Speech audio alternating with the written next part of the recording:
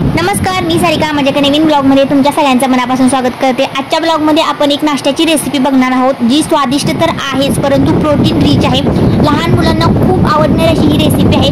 जर तुमची लहान मुलं डाळीचे पदार्थ खात नसेल तर अशा पद्धतीचा नाश्ता बनवून तुम्ही त्यांना खाऊ घालू शकता, म्हणजे त्यांना आवश्यक जे प्रोटीन आहे ते सगळे मिळतील। तर ही रेसिपी संपूर्ण जाणून घेण्यासाठी व्हिडिओ स्किप न करता शेवटपर्यंत बघा। आवडला तर लाईक, शेअर आणि सबस्क्राइब करायला अजिबात विसरू नका। चला तर आपण रेसिपीला सुरुवात करूया।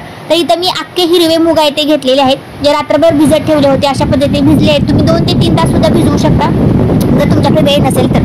आता हे छान मिक्सरला बारीक करून घ्यायचे, ज्याप्रमाणे आपण इडलीला बॅटर बनवतो त्या पद्धतीने। त्यानंतर यामध्ये कांदा, कोथिंबीर, मिरची, लसूण, आलं, थोडंसं मीठ चवीपुरतं, त्यानंतर सोडा घालायचा आहे। तुम्ही यामध्ये बाकीच्या भाज्या सुद्धा घालू शकता, जसं की गाजर, बीट, शिमला मिरची यासारखे पदार्थ भाज्या आहेत त्या तुम्ही यामध्ये वापरू शकता जर तुमची मुलं खात नसतील तर। याच्या थ्रू तुम्ही त्यांना हे खाऊ घालू शकता। अशा पद्धतीने हे सगळं आपल्याला मिक्स करून घ्यायचं आहे आणि त्यानंतर मी यामध्ये थोडंसं गरम मसाला टाकलेला आहे, ज्यामुळे याला टेस्ट येईल।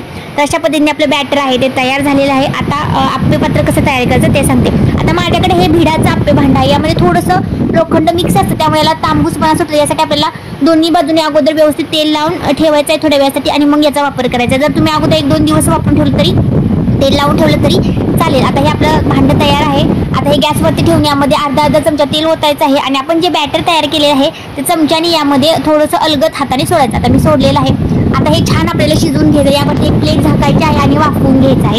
एक 2 ते 3 मिनिटांनंतर हे एका बाजूने छान अशा पद्धतीने भाजले जातात। आता हे अलगद आपल्याला चाकूने किंवा चमच्याने पलटी करून घ्यायचं आहे। पलटी केल्यानंतर बघा खूप छान असा कलर आलेला आहे, खमंग दिसत आहेत, दिसायलाच इतके सुंदर दिसत की कधी खाईन असं झालेलं आहे। तर अशा पद्धतीने मी दोन्ही बाजूने छान भाजून घेतलेले आहेत आणि आपले आप्पे आहेत ते तयार झाले। झालं की नाही पटकन नाश्ता तयार। मग अशा पद्धतीने आपले खमंग कुरकुरीत असे मुगाचे आप्पे तयार झालेले आहेत। यासोबत मी खाण्यासाठी खोबऱ्याची चटणी, खोबरं आणि शेंगदाणे याची मिक्स चटणी बनवलेली आहे। त्याचबरोबर सोबत जवसाची चटणी सुद्धा मी सर्व केलेली आहे। तर जवसाच्या चटणीची रेसिपी सुद्धा मी चॅनलवरती अपलोड केली आहे, तिथे जाऊन नक्की बघा। तर आजचा ब्लॉग कसा वाटला कमेंटमध्ये नक्की सांगा। आवडला तर लाईक, शेअर करा, चॅनलवर नवीन असेल तर सबस्क्राइब करा। धन्यवाद।